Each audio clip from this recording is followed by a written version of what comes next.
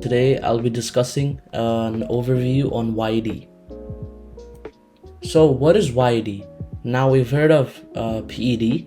So basically YED is income elasticity of demand.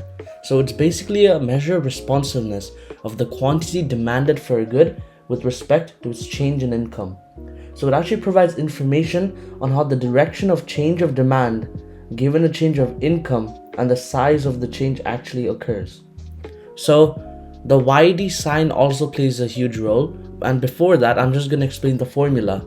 So YED is equal to, as you can see here, percentage change in quantity demanded divided by percentage change in income, because now we're focusing on that income.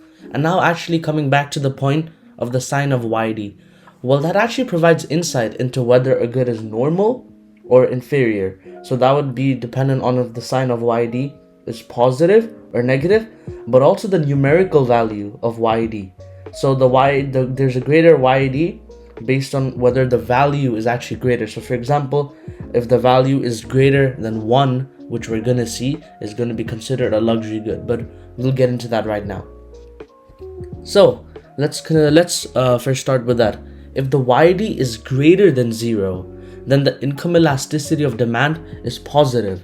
So that actually indicates that the good that we have in question is normal. So the demand for the good and income change in the same direction. So it either increases or decreases in the same direction. And we know that as a positive correlation.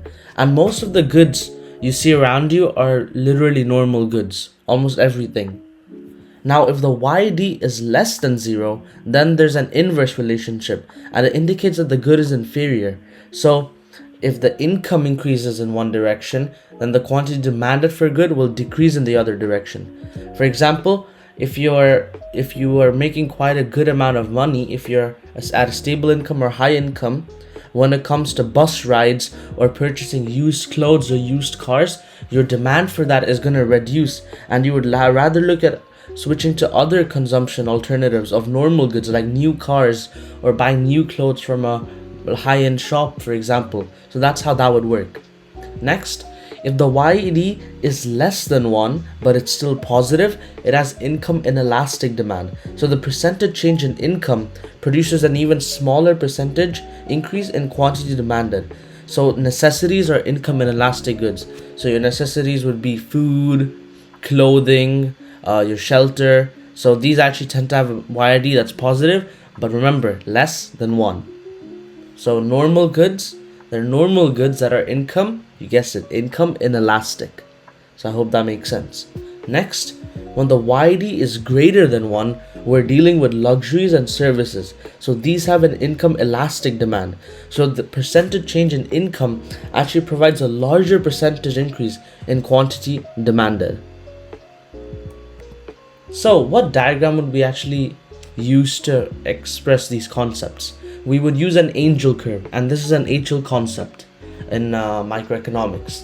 So the angel curve can actually be drawn two ways, but I feel like the way I've drawn it here is the most easiest to comprehend. So basically we use the angel curve, and I've put in a green bullet point because I feel like this is the most important point you need to clearly emphasize when you're analyzing this diagram. It shows how the income elasticity of goods actually change over time. So at a low income, a good may be considered a luxury. So this can even be your necessities like food and clothing, and those can be considered a luxury to those that are actually low income people. Now, as income increases, however, now necessities like that food, clothing, housing will actually become a necessity. And then lastly, at a very high income, which you can see here, when you're at point B, those will actually become an inferior good.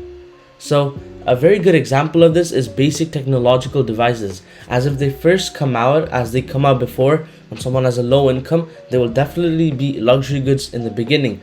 But as time starts to grow with even newer models coming out, and for example with inflation and other economic concepts, these goods will actually end up becoming inferior goods.